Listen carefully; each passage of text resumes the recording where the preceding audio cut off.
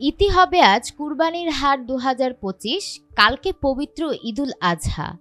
কোরবানি ঈদের আগে চাহিদা বেড়েছে মাংস কাটার কাজে ব্যবহৃত গাছের গুঁড়ি বা খাইট্টা ও হোগলার। ফলে পণ্য দুটির বেচা কেনাও জমে উঠেছে। খাইট্টা ও হোগলা ছাড়াও বাঁশের চাটাই, ঝুড়ি, ঝাড়ু এবং বিভিন্ন পশু খাদ্য যেমন ভুসি, ধানের গুঁড়া বা তুষ, খৈল, কাঁচা ও শুকনা ঘাস প্রভৃতির বিক্রিও বেড়েছে। শনিবার অনুষ্ঠিত হবে পবিত্র ঈদুল আজহা, যা কুরবানি ঈদ নামেই বহুল প্রচলিত। এ সময় রাজধানী ঢাকার বিভিন্ন পাড়া মহল্লা ও বড় বাজারগুলোতে খাইট্টা হোগলার বিক্রি জমে উঠেছে। হাটের ভেতরে গিয়ে দেখা যায় ক্রেতারা ঘুরে ঘুরে কোরবানির পশু দেখছেন, পছন্দ করছেন। কোনো গরু কিংবা খাসি পছন্দ হলে বিক্রেতার কাছে দাম জানতে চাইছেন, দামাদামি করছেন, বনিবনা হলে কিনে নিচ্ছেন। কেউ কেউ আবার দাম শুনেই এগিয়ে যাচ্ছেন পরের গরু দেখতে।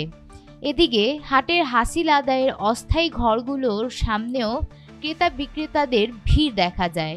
গরু কেনার পর ক্রেতারা ব্যবসায়ীকে সঙ্গে নিয়ে হাসিল পরিশোধের জন্য রীতিমতো সারিতে দাঁড়িয়ে অপেক্ষা করছিলেন।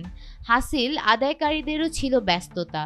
গাবতলী হাটের ১ নম্বর হাসিল ঘরের সামনে দাঁড়িয়ে হাসিল পরিশোধের অপেক্ষায় ছিলেন মোহাম্মদপুর এলাকার বাসিন্দা আতিফ মাজহার। তিনি বলেন, সকালে বছিলা হাটে গিয়েছিলাম, বেশ কয়েকটি গরু পছন্দও হয়েছিল, কিন্তু দাম বেশি মনে হলো।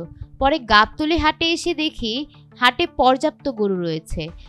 এখানে আসার পর পছন্দের গরু কিনতে খুব বেশি সময় লাগেনি।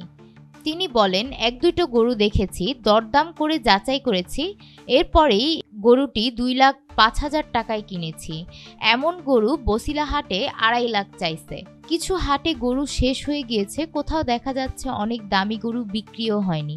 কিন্তু ভারত থেকে গরু না আসায় দেশি গরুগুলো গতবারের তুলনায় বিক্রির পরিমাণ বেশি, যা দেশের জন্য মঙ্গলজনক।